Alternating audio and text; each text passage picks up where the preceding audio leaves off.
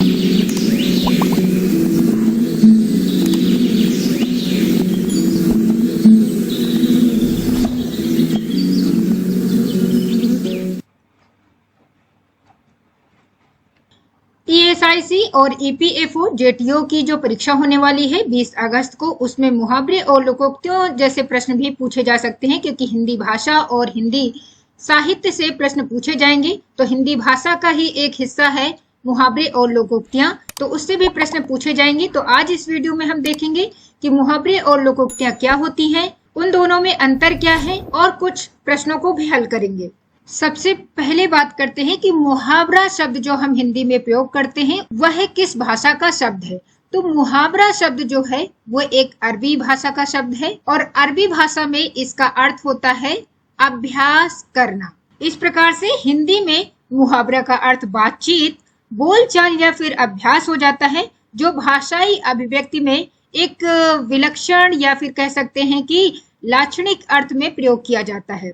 अगर हम परिभाषा की बात करें तो आप इस तरीके से बता सकते हैं कि जो वाक्यांश अपने सामान्य अर्थ को न बताकर किसी विशेष अर्थ को बतलाता है और प्रायः क्रिया का काम करता है, उसे वाग्धारा या फिर मुहावरा कहते हैं। इसके बाद लोकोक्तियों की बात करें कि लोकोक्तियां क्या होती हैं, तो लोकोक्तियों का जो अर्थ होता है वो लोक की उक्ति होती है। लोक का मतलब होता है जन सामान्य और उक्ति का मतलब होता है कथन। इस प्रकार से जन सामान्य के द्वारा जो कथन होते हैं उनको हम लोकोक्तियां कहते हैं, और लोकोक्तियों को एक दूसरे नाम से भी जानते हैं, कहावत। अब इसको इस प्रकार से आप परिभाषा में बता सकते हैं कि लोकोक्ति या कहावत ऐसे पदबंध समूह को कहते हैं, इसमें जीवन के अनुभव और ज्ञान की जो बातें हैं उन्हें संक्षिप्त लेकिन विलक्षण ढंग से कहा जाता है, और इसे साधारण अर्थ में लोकोक्तियां कहते हैं। अब बात करें कि लोकोक्तियां और मुहावरे में अंतर क्या होते हैं। प्रायः ये दोनों एक ही संदर्भ में लिए जाते हैं, लेकिन मुहावरे और लोकोक्तियों में कुछ अंतर होते हैं,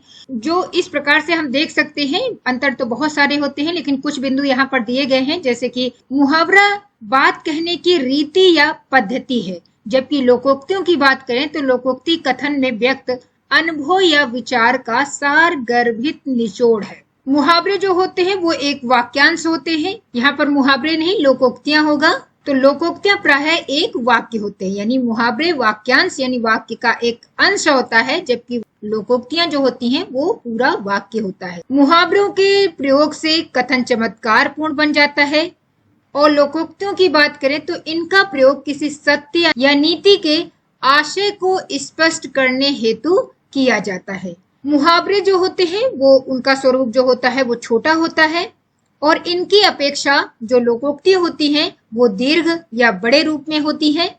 इसके अलावा इनमें कुछ और भी अंतर पाए जाते हैं, जैसे अगर हम बात करें कि मुहावरे जो होते हैं तो प्रायः उनमें लास्ट में ना शब्द आता है, लेकिन लोकोक्तियों में ना शब्द नहीं आता है। ये अधिकतर मुहावरे में ऐसा होता है, लेकिन कुछ अपवाद भी होते हैं, तो इसको भी ध्यान रखेंगे। ना जैसे कि सिर से पानी गुजर जाना, तो लास्ट में ना है।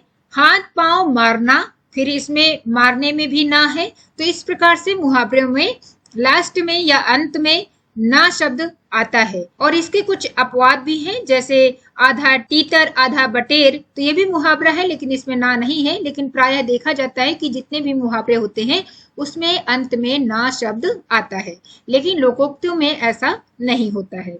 इसके साथ साथ हम ये भी कह सकते हैं कि जो मुहावरे होते हैं उनका स्वतंत्र अस्तित्व और प्रयोग नहीं होता है, जबकि लोकोक्तियों को हम स्वतंत्र रूप में प्रयोग कर सकते हैं, उनका स्वतंत्र अस्तित्व होता है। तो इस तरीके से भी अंतर आप व्यक्त कर सकते हैं।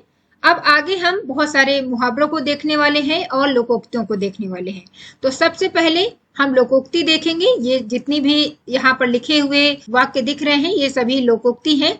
जैसे कहा जाए बाप भला ना भैया, सबसे भला रुपया, तो इसका जो अर्थ होता है वो होता है धन ही सबसे बड़ा होता है। अगली लोकोक्ति जैसे है बाप न मारे मेढकी बेटा तीरंदाज, जिसका अर्थ होता है छोटे का बड़े से बढ़ जाना। वहीं पर बाप से बैर पूत से सगाई का अर्थ होता है पिता से दुश्मनी और पुत्र से लगाव। 12 बरस पीछे घूरे के भी दिन फिरते हैं, ऐसा कहने का अर्थ होता है कि एक ना एक दिन अच्छे दिन आ ही जाते हैं।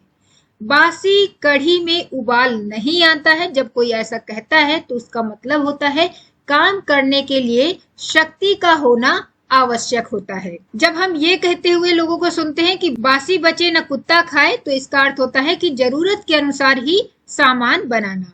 बिंद गया सो मोती, रह गया सो सीप का अर्थ होगा जो वस्तु काम आ जाए वही अच्छी। बिच्छू का मंत्र न जाने, सांप के बिल में हाथ डाले, इसका अर्थ होता है मूर्खतापूर्ण कार्य करना।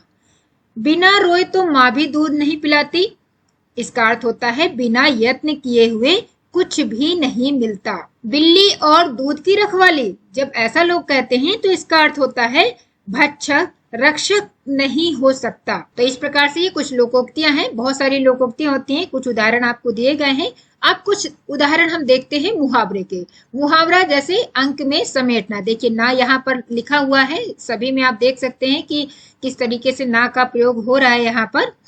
तो मुहावरे में ना आपको प्रायः देखने को मिलता है। पहला मुहावरा है अंक में समेटना। अंक कहते हैं गोद को, इसलिए इसका अर्थ होता है गोद में लेना या फिर आलिंगन बद्ध करना। अक्ल का दुश्मन जब लोग बोलते हैं तो इसका अर्थ होता है बुद्धि कम होना। थक्कर चूर होना मुहावरे का अर्थ होता है बहुत थक जाना। गढ़ फतेह करना, जिसका अर्थ होता है कठिन काम करना। खून ठंडा होने का अर्थ होता है उत्साह से रहित होना या फिर भयभीत होना। दिल बाग बाग होना, जिसका अर्थ होता है अत्यधिक हर्ष होना। जख्म पर नमक छिड़कना, इसका अर्थ होता है दुखी या परेशान व्यक्ति को और परेशान करना। ओखली में सिर देना, जिसका अर्थ होगा जोखिम मोल लेना। और अगला मुहावरा जो है वो है दीवारों के कान होना, इसका अर्थ होता है किसी गोपनीय बात के प्रकट हो जाने का खतरा। तो इस प्रकार से ये कुछ मुहावरे हैं। अब हम देखते हैं कि किस प्रकार से परीक्षा में आपसे मुहावरे और लोकोक्तियों से प्रश्न पूछे जाते हैं। तो यहाँ पर एक निर्देश दिया गया है कि नीचे दिए गए मुहावरे और लोकोक्तियों के अर्थ बताने के लिए 4 विकल्प दिए गए हैं। प्रत्येक के लिए उपयुक्त अर्थ वाला विकल्प चुनिए। प्रश्न है आसमान पर चढ़ाना, मुहावरे का अर्थ बताएं। विकल्प है बहुत घमंड करना, कठिन काम के लिए उकसाना, बहुत हल्ला करना और अत्यधिक प्रशंसा करना। तो आसमान पर चढ़ाने का मतलब होता है अत्यधिक प्रशंसा करना। अगला है प्रश्न कहाँ राजा भोज और कहाँ गंगू तेली। ये एक लोकोक्ति है जिसका अर्थ आपको बताना है। विकल्प है बहुत बड़ा होना, बहुत अंतर होना, बहुत चतुर होना और बहुत छोटा होना। तो कहाँ राजा भोज और कहाँ गंगू तेली, ये जो कहावत है लोकोक्ति है उसका अर्थ होता है कि बहुत अंतर होना। इसके बाद अगला प्रश्न है आगे नात न पीछे पगहा, जिसका आपको अर्थ बताना है। विकल्प है धनवान होना, जिम्मेदार होना, सबका होना या फिर कोई ना होना। तो ऐसा जब लोग बोलते हैं कि आगे नात न पीछे पगहा या कभी पगही भी बोलते हैं इसको, इसका अर्थ होता है जिम्मेदार ना होना। यहाँ पर ना होगा जिम्मेदार ना होना। आगे नात न पीछे पगहा, इसका अर्थ होता है जिम्मेदार ना होना। इसको ध्यान रखेंगे, ना लिखा हुआ है यहाँ पर। अगला प्रश्न है घी के दिए जलाना, इसका अर्थ क्या होता है। घी के दिए जलाना अर्थात खुशियां मनाना। तो इस प्रकार से आपकी परीक्षा में लोकोक्तियों और मुहावरों से भी प्रश्न आएंगे, तो उसकी भी आप लोग तैयारी अच्छे से करें। अगर आप EPA4 JET की परीक्षा देने वाले हैं और IExamB के किसी भी कोर्स में एनरोल होते हैं, जैसे कि RBI राजभाषा, नाबार्ड राजभाषा या फिर IBPS SO राजभाषा, जिसके फॉर्म अभी भरे जा रहे हैं और इसकी जो प्री परीक्षा होगी वो होगी दिसंबर में। तो अगर आप IBPS SO राजभाषा का कोर्स लेते हैं, किसी भी राजभाषा का कोर्स में जुड़ते हैं, तो उन सभी विद्यार्थियों को 5 मॉक टेस्ट कॉम्प्लीमेंट्री तौर पर आपको दिए जाएंगे। इन कोर्सेज से संबंधित किसी भी प्रकार की जानकारी चाहिए या किसी भी प्रकार का डाउट है तो आप इस नंबर पर कांटेक्ट कर सकते हैं। नंबर है 9205524028 या फिर हमें ईमेल लिख सकते हैं।